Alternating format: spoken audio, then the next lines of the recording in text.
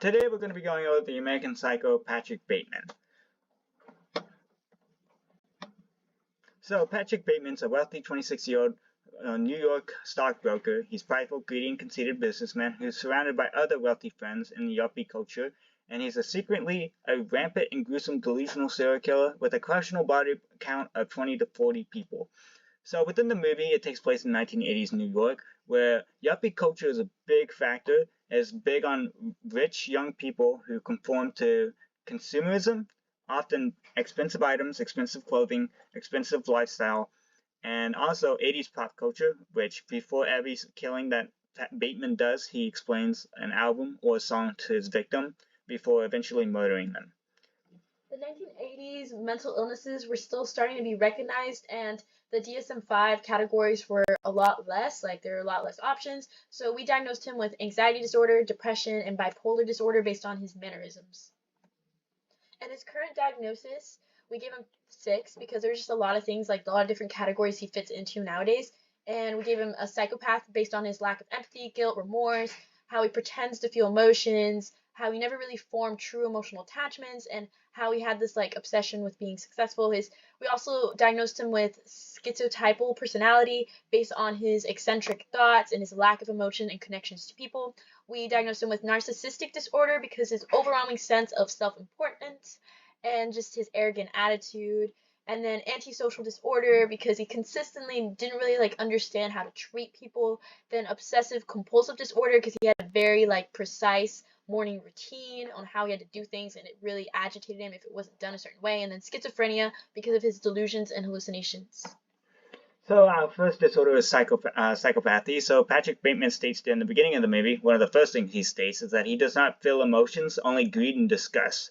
But in public around others, this statement seems to be very different. Bateman shows a false compassion in political issues, even going so far as to say, let's talk about more important things, and brings up stuff like ending apartheid or world hunger. But yet, when he's confronted by a police officer, he admits to the police officer that he's a belligerent racist, which contradicts what he just said, especially about the issue of ending apartheid. These friends that Bateman has are not really friends, and he struggles with satisfaction and social interactions, and even with the secretary, Bateman's interactions are surface level and almost worthless to him.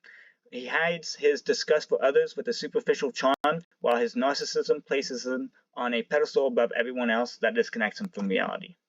Schizophrenia because there are certain scenes that kind of distinguish delusions from reality. There's one with the ATM where he saw the ATM say, "Feed me the stray cat," and he was holding the stray cat and he was trying to like kill it with the ATM, and then he basically murders a woman who witnesses him. This was a good scene of showing like what those delusions were. There's another scene in the movie where Bateman kills Paul Allen and it looks really real and gruesome, but then later on when he's telling his lawyer's like, well, I saw him for lunch in London. So that also helps the audience see that a lot of the stuff that we're witnessing are Bateman's delusions in his perspective.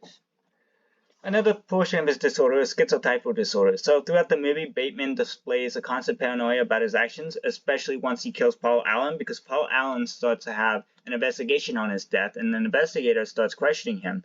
And his confident and charming facade just breaks with the investigator. He starts getting more serious. He starts questioning himself, and he's even backtracks some statements. He's like, well, was I there? I don't recall. He starts getting confused, and he starts confusing the investigator, but it makes him look even worse, and his facade starts to break. He has little friends that he hangs around, if at all. People in his friend group are very surface level, and Bateman lacks any sort of emotional attachment. For example, when he broke up with his fiancée in public, he encouraged her to not make a scene in public despite breaking up with her in public after a relationship that lasted as long as it did. Additionally, he also has narcissistic disorder, so Bateman shows a constant and sometimes unreasonable standard held by himself that he pushes onto other people. To him, because other people don't live up to those standards, they are lesser than him. He's meticulous about his appearance, especially shown in the morning routine at the very beginning. He has a very strict workout, a very strict diet, and a very strict skincare plan that he follows, and is bothered if he doesn't. Additionally, when he's outdone by others, like for example when Louis Carruthers outdoes him with his business card, he shows a demeanor change and becomes more serious and even tries to murder him later. Bateman shows a constant inability to control himself with his antisocial disorder. most commonly having outbursts of anger that he takes out on others around him. For example, when he breaks down about his job, yelling at his fiancée, telling her that he hates his job. He shows no remorse for his actions at all. His constant disregard for others and how they feel or think are completely irrelevant to him since he places himself above others. OCD, obsessive compulsive disorder, he has an extremely tedious routine that was discussed in narcissistic disorder that he needs to follow, otherwise he becomes bothered by the fact that he did not follow it. He even goes so far as to almost murder his secretary for placing a used spoon on his table.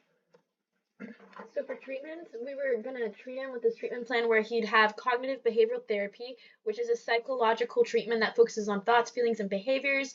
It tries to get them to get trigger points and it pinpoints them and tries to tie them to positive outcomes. It uses role-playing, fear confrontation, problem-solving, and meditation approaches. This would treat his narcissistic disorder, antisocial disorder, obsessive compulsion disorder, and his psychopathy. And then the antipsychotic medication is our second approach.